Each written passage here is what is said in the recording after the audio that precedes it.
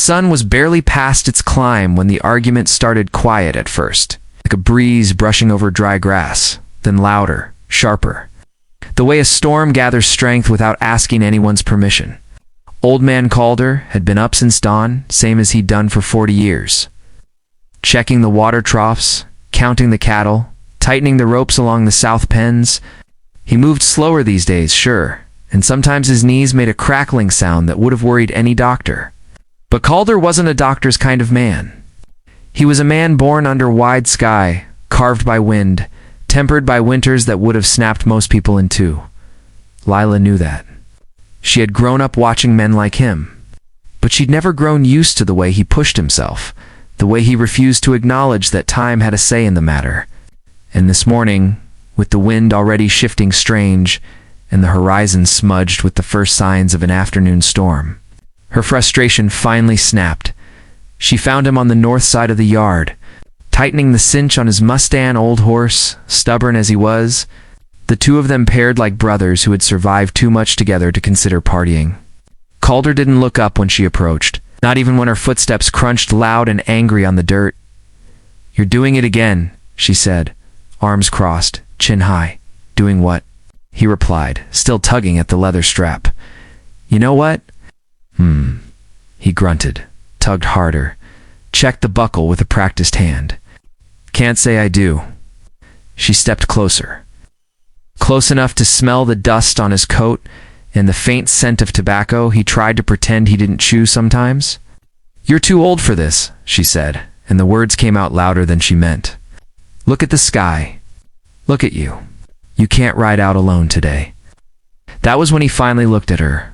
Calder had eyes the color of dry riverbeds, pale and cracked with experience, but still sharp. He took her in with a slow blink, as though considering her words, weighing them the way he weighed everything without hurry. Without giving away what he was thinking, the silence stretched long enough for Lila to shift her weight. Long enough for the wind to pick up dust around their boots. "You're too old for this," she repeated, quieter this time. "Just let someone else go."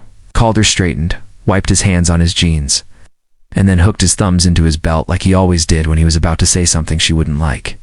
"Fence won't fix itself," he answered. "Storm or no storm. That's not the point. It's exactly the point." Her shoulders tensed. "You're not listening. I heard you clear." "Then why?" "Because you're wrong." He said it so simply, so calmly, that an ember of anger sparked in her chest. "I'm not wrong," she said. "You're 67 years old. You have a bad knee. You barely slept last night. And now the river's rising and the wind's turning, and you think you can just ride out like you're 30 again?" "I don't think," Calder replied. "I know." She let out a frustrated noise, something between a sigh and a growl. "Why are you so impossible?" He gave the saddle one last tug, then flipped the stirrup down. "Why are you so dramatic?" She stared at him, unable to decide if she wanted to shake him or hug him, or both. It had always been this way with Calder. He pushed himself to the edge of reason, and she was the only one who dared to push back. Sometimes that made them clash. Sometimes it made them understand each other more than anyone else could. "You're going to get hurt," she said finally, voice softer, almost pleading. "I know you think you're made of iron, but you're not. You can't keep doing everything alone." He lifted his hat and brushed a hand through hair that was mostly gray now. Those streaks of dark still showed where the sun hadn't bleached them. "I don't do things alone," he said. "I've got you here. That's not what I meant, and you know it." He almost smiled. Not quite, but almost. "Leela," he said, "I've been riding out on that north fence since before your daddy bought his first set of cattle. I know when it'll hold. I know when it's breaking. And right now, it's breaking. Then let me come with you." "No, I'm not. Because if this storm kicks hard, you'll be needed here.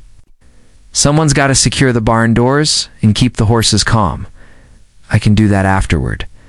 You can do it now. And you," she challenged, "I'll do what needs doing." She took a step closer, close enough that he had to tilt his head to keep her in focus. "You're not listening," she whispered. "I'm not asking because I don't trust your judgment. I'm asking because I care. Because you matter to this ranch. 2 people here. To me, This time Calder didn't hide the small smile. It tugged at the corner of his mouth, faint and fleeting. "I know," he said softly, "but caring don't fix fences. And right now, only one of us knows that Northridge well enough to handle it before the river overflows." A crack of thunder rolled across the hills. Deep and far, but close enough to make both of them look up. "There it is," Calder murmured. "Storm's waking." Lila's throat tightened. She reached out and grabbed his arm before she even realized she had moved. Her fingers curled around the fabric of his sleeve, holding tight.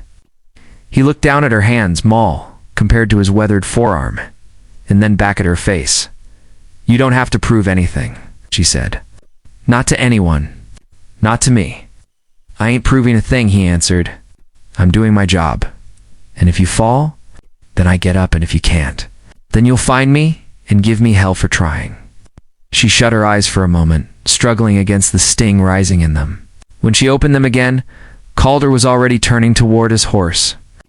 "Calder, I'll be back before dark," he said. "Fence line's only an hour out. Storm will hit in 30 minutes. Then I'll ride faster." "Why do you talk like your bones aren't made of the same things as everyone else's?" "Because they ain't," he said simply, swinging himself into the saddle with the kind of practiced ease that made him look decades younger. "These bones were carved by weather that'd kill a lesser man. Would it kill you to slow down?" "Probably." She let out an exasperated breath. "You're impossible." He tipped his hat at her, eyes glinting. "But reliable? That's not the same thing." "Might be." He nudged the Mustang with his heel. The horse shifted, snorted, then began to walk. Lila followed for a few steps, unable to stop herself. "Just promise me one thing," she said. Calder pulled the reins, bringing the horse to a calm halt. He twisted in the saddle to look at her fully. "I ain't promising anything I can't keep, and promise you'll be careful." He took a long breath, then nodded. "Careful as a man can be while trying to outrun a storm. It's not Lila," he cut in gently. "I'll be back." Her heart heavy, but beating fast with a mix of fear and admiration she never knew how to express properly. Calder was older, yes. But he was also stronger than any person she'd ever known, not because of his muscles, but because of something inside him that time hadn't managed to dim. He clicked his tongue, and the Mustang surged forward, hooves kicking up dust that scattered like sparks behind him.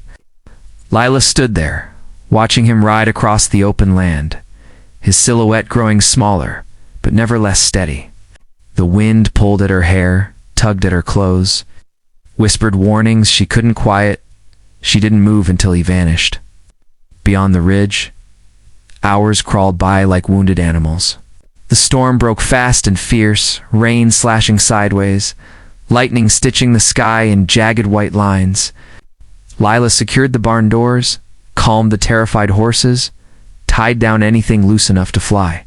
All the while, fear gnawed at her stomach.